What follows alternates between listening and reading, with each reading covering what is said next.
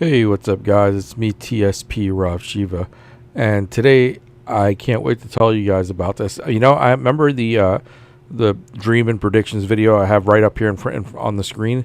Now let's check and see here. This was done on how long? 4 months ago, about right, and it was during the time with all the drones and all these things happening. But I had that dream before, a while before, and I decided to put it up, but I found something really interesting about the angels that I saw. Remember, I don't really know, I know some, but not as much about like the angels and the order of angels and all those things, but I'm learning. And I found this really fascinating, man. Really fascinating. I think it's going to blow your mind when you see this. But check this out. To where the city was from where I was at. And I could see when I looked up in the sky, I saw these 3 angels. Their wings were on fire. And they came down and they touched and walked on the water. They were like giant. They were huge. And I remember what a magnificent sight that was. I looked at it, and remember, this is like a vision type, dream type thing. No drugs involved, people. This is all, whatever it is natural happening. It's been happening to me since I was a kid. And I remember seeing New York covered, most of it, like you could see. So the reason I wanted to show you that, there's something else interesting as well. I couldn't figure out exactly why I, would have a dream about angels with wings of fire. I just, I couldn't place it. I was like, what the hell? I was thinking it's probably something to deal with Satan or something like that, because I'm associating the fire with hell. But I made the mistake there. And then I went and I did some research, found out there are these combat or avenging angels, which I did not know about, which really, really, really blew my mind. When you think of the idea of an avenging angel, there were basically quite a few different types of angels. There were messengers, and that would deliver a message from God, and they're like servants. But they also had the power to use flames of fire and destruction, and that's exactly what I saw over New York City. And if I'm not mistaken, I keep thinking, I don't know why I keep thinking somewhere around Greenland or Iceland or something like that, but there was these 2 areas that I kept seeing in my dream. At least that's what I think it is, and that's the one where you see the. Let me see if I could show it to you here if I have it here. This one. This is where this happened here. So large, so grand. And I remember looking at it. I didn't realize at that moment I was in a dream. I just kept observing. It's like, I don't even know if it is a dream, because it's like slightly different, because I'm there, but I'm like getting information. It's really weird. Like I guess they call it lucid dreaming or something like that, when you're aware of yourself and you're kind of aware that where you're at and what's going on. It took me a moment to snap into the idea of where I was at, and I was like, oh, I'm having some vision or something. So there's another piece here that I wanted to show you, where you can actually see it shows like an actual depiction of the movement. But if you haven't seen this video, definitely check it out. It's a pretty good one. It's about the dream that I had. Also did an update because of the new discovery of the pyramids. With the giant structure in the pyramid of Giza. If you haven't heard, I found that fascinating, because in the dream that I had, AI did this picture, even though I tried to get them to do it the correct way, but they put a mountain instead of a pyramid, and they put a city, maybe because I mentioned, tried to get like half of it with the pyramid and the city and the fire. So this is what it came up with. When I saw these things coming out of the ground, but they were shaped like obelisks, they did have writing on them and things like that.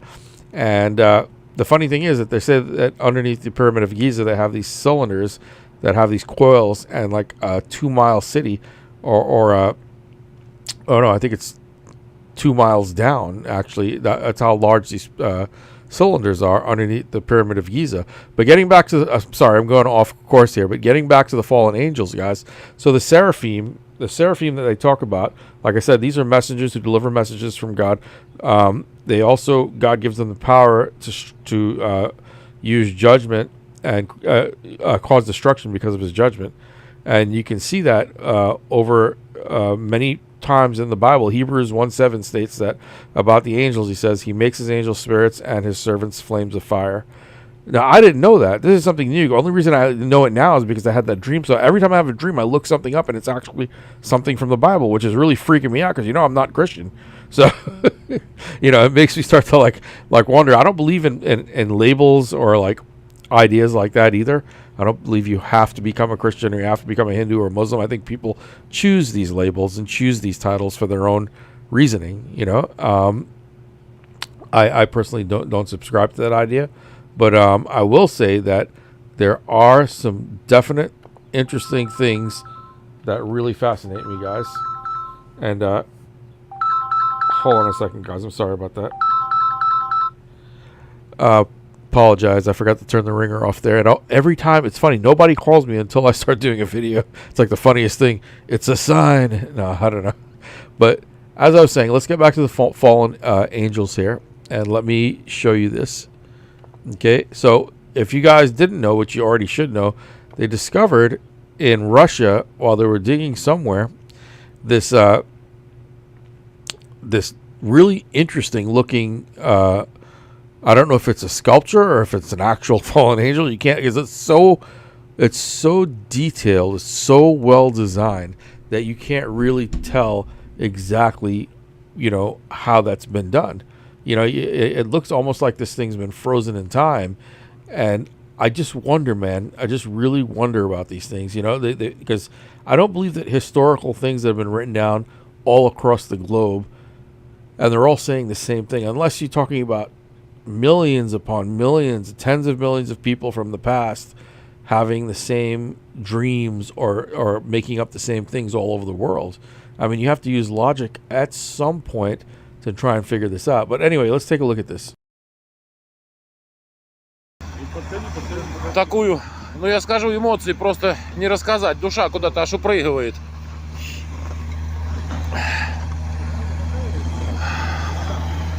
Не знаю, конечно, не описать. Это просто не рассказать, почему так.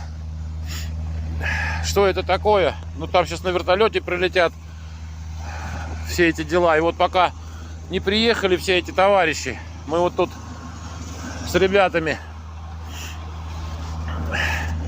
вырвались. Ребята, это вообще трындец. Какие эмоции.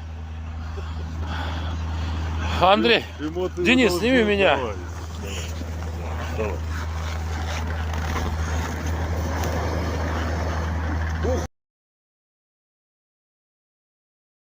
Okay, the reason I pause it there is that guy looks, he's probably maybe close to 6 feet tall, anywhere between 5'10", 6 feet tall, right? That thing supposedly is on its knees, like when you see the knights in Shining Armor or whatever they are, the knights from back in the days of Excalibur or whatever. They always get down on their knees in some kind of form of a prostration to whoever they're serving at that moment in time. Obviously, this angel may be a servant of God. But look at the size of it on its knees. So if this thing stands up, it's got to be between, I would say, 12, 11 maybe, and 13 feet tall when it stands up completely. I mean, this thing is huge, and look at the detail, the fine detail involved in this thing. I mean, and this thing is supposedly very old. I don't know if they carbon dated yet. I'd have to find out, but it's just fascinating me because I have this thing, like I said, I have these dreams that make me look these things up, and then I find things I would have never known that they had avenging angels that were angels of fire. I would never have known that unless my dream, didn't give me that information in my dream, and it did. And it usually turns out to be true.